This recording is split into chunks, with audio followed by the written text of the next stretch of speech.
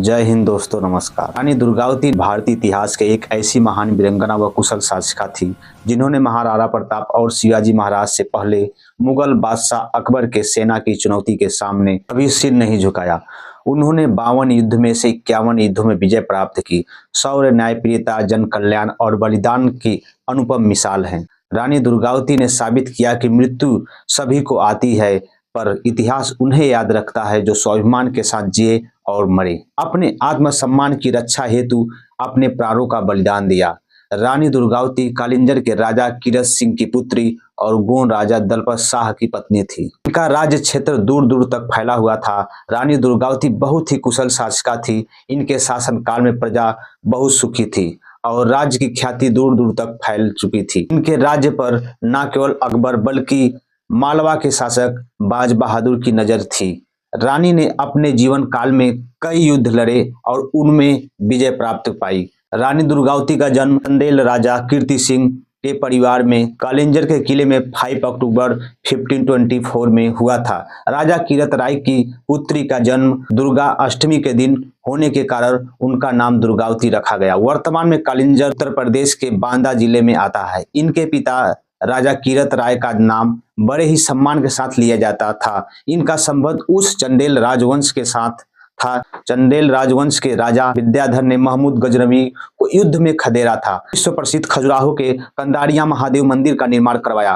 कन्या दुर्गावती का बचपन उस माहौल में बीता जिस राजवंश ने अपने मान सम्मान के लिए कई लड़ाइयां लड़ी। दुर्गावती ने इसी कारण बचपन से ही अस्त्र शस्त्र की शिक्षा भी प्राप्त की। दुर्गावती जब विवाह योग्य हुई तब 1542 में उनके विवाह गोंड राजा संग्राम शाह के पुत्र दलपत शाह के साथ संपन्न हुआ। दोनों पक्षों की जाति अलग अलग थी, लेकिन राजा संग्राम शाह का राज्य बहुत ही विशाल था। उनके राज्य में 52 गढ़ और उनका राज्य वर्तमान मंडला, जबलपुर, नरसिंहपुर, होशंगाबाद, भोपाल, सागर, दामोह और वर्तमान छत्तीसगढ़ में उस हिस्से तक फैला था। गोंड राजवंश और राजपूतों के इस मिलन से शेर शाह सूरी को करारा झटका लगा। शेर शाह सूरी ने 1545 को कालिंजर पर हमला कर दिया और बड़ी मुश्किल से कालिंजर के किले को जीतने में सफल हो गया, परंतु अचानक हुए बारूद के विस्फोट से वह मारा गया। 1545 में रानी दुर्गावती ने एक पुत्र को जन्म दिया। पुत्र का नाम वीर नारायण रखा गया। 1550 में राजा दलपत शाह की मृत्यु हो गई। इस दुख घड़ी में रानी दुर्गावती को अपने नाबालिग पुत्र वीर नारायण को राजगद्दी पर बैठाकर स्वयं राजकाज की बागडोर संभाली। रानी दुर्गावती की राजधानी सिंगौरगढ़ थी, वर्तमान जबलपुर में है। रानी दुर्गावती की प्रतिमा से 6 किलोमीटर दूर स्थित है। सिंगौरगढ़ का किला बना हुआ है। सिंगौरगढ़ के अतिरिक्त मदन महल का किला और नरसिंहपुर का चौरागढ़ का किला रानी दुर्गावती के राज्य के प्रमुख गढ़ों में से एक थे। रानी दुर्गावती का राज्य वर्तमान में जबलपुर, नरसिंहपुर, दमोह, मंडला, होशंगाबाद, छिंदवाड़ा और छत्तीसगढ़ में कुछ हिस्सों तक फैला था। रानी के शासनकाल में मुख्य केंद्र वर्तमान जबलपुर और उनके आसपास का क्षेत्र था। अपने 2 मुख्य सलाहकारों और सेनापति आधार सिंह कायस्य और मान सिंह ठाकुर की सहायता से राज्य को सफलतापूर्वक चला रही थी। रानी दुर्गावती ने 1550 से 1564 ईस्वी तक सफलतापूर्वक शासन किया। उनके शासनकाल में प्रजा बहुत सुखी थी और उनका राज्य भी लगातार प्रगति कर रहा था। उनके शासनकाल में अनेक राज्य की ख्याति दूर दूर तक फैल गई। रानी दुर्गावती ने अपने शासनकाल में कई मंदिर, इमारतें और तालाब बनवाए। इनमें से सबसे प्रमुख है जबलपुर का रानी ताल, जो रानी दुर्गावती ने अपने नाम पर बनवाया। उन्होंने अपनी दासी के नाम पर चेरी ताल और दीवान आधार सिंह के नाम पर आधार ताल बनवाया। उन्होंने 52 युद्ध लड़े, जिनमें से 51 युद्ध में विजय प्राप्त की। सन 1522 में अकबर ने मालवा पर आक्रमण कर मालवा के सुल्तान बाज बहादुर को परास्त कर मालवा पर अधिकार कर लिया। अब मुगल साम्राज्य की सीमा रानी दुर्गावती के राज्य की सीमा से सटा हुआ था।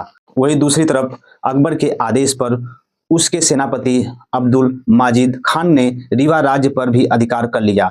अकबर अपने साम्राज्य को और अधिक बढ़ाना चाहता था, इस कारण वह गोंडवाना राज्य को हड़पने का योजना बनाने लगा। उसने रानी दुर्गावती को संदेश भिजवाया कि वह अपने प्रिय सफेद हाथी सारमन और सूबेदार आधार सिंह को मुगल दरबार में भेज दे। रानी अकबर के मंसूबों से भली भांति परिचित थी। उसने अकबर की बात मानने से साफ इनकार कर दिया और अपनी सेना को युद्ध की तैयारी करने का आदेश दिया। इधर अकबर ने अपने सेनापति आपस खां को गोंडवाना राज्य पर आक्रमण करने का आदेश दे दिया। आपस खां एक विशाल सेना लेकर रानी पर आक्रमण करने के लिए आगे बढ़ा।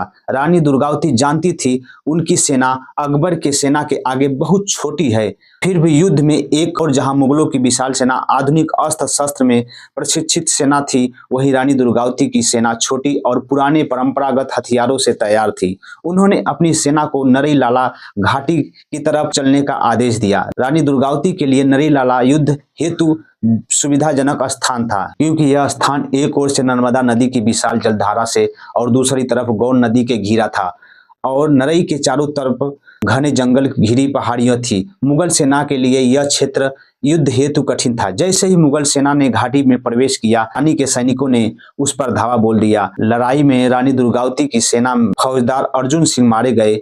अब रानी ने स्वयं ही पुरुष वेश धारण कर युद्ध का नेतृत्व किया। दोनों तरफ से सेनाओं को काफी नुकसान हुआ। शाम होते रानी की सेना ने मुगल सेना को घाटी से खदेड़ दिया और इस दिन लड़ाई में रानी दुर्गावती की विजय हुई। रानी रात में ही दोबारा मुगल सेना पर हमला भारी नुकसान पहुंचाना चाहती थी, परंतु उनके सलाहकारों ने उन्हें ऐसा नहीं करने की सलाह दी। अपनी हार से तिलमिला मुगल सेना के सेनापति आपस खां ने दूसरे दिन विशाल सेना एकत्र की और बड़ी बड़ी तोपों के साथ दोबारा रानी पर हमला बोल दिया। रानी दुर्गावती भी अपने प्रिय सफेद हाथी सारमन पर सवार होकर युद्ध मैदान पर उतरी। रानी के साथ राजकुमार वीर नारायण भी थे। रानी की सेना ने कई बार मुगल सेना को पीछे ढकेला। कुंवर वीर नारायण के घायल हो जाने से रानी ने उन्हें युद्ध से बाहर सुरक्षित जगह भिजवा दिया। युद्ध के दौरान एक तीर रानी दुर्गावती के कान के पास लगा और दूसरी तीर उनकी गर्दन में लगा।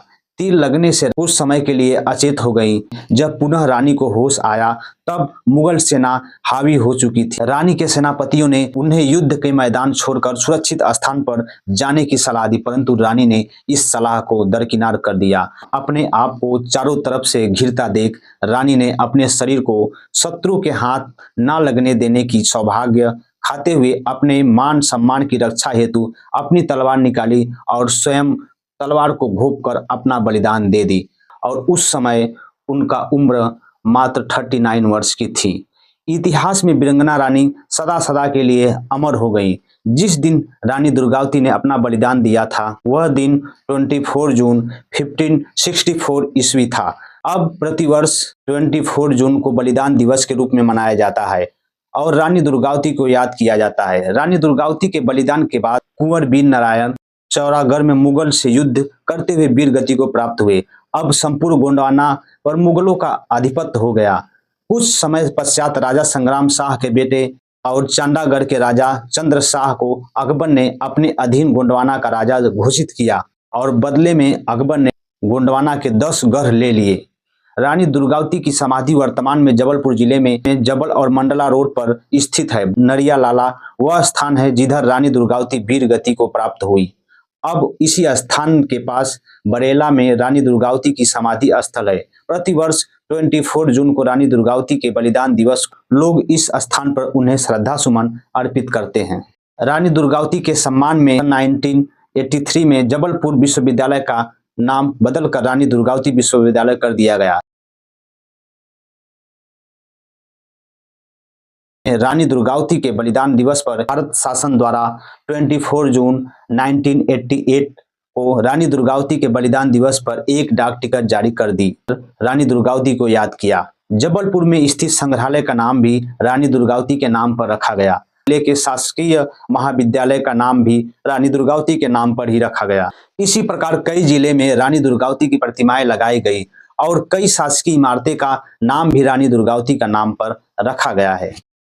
धन्य है रानी दुर्गावती, जिन्होंने अपने स्वाभिमान और देश की रक्षा के लिए अपना बलिदान दे दिया। इस वीडियो के माध्यम से हम रानी दुर्गावती और उनके साहस और बलिदान को सत सत नमन करते हैं। जय हिंद दोस्तों, नमस्कार।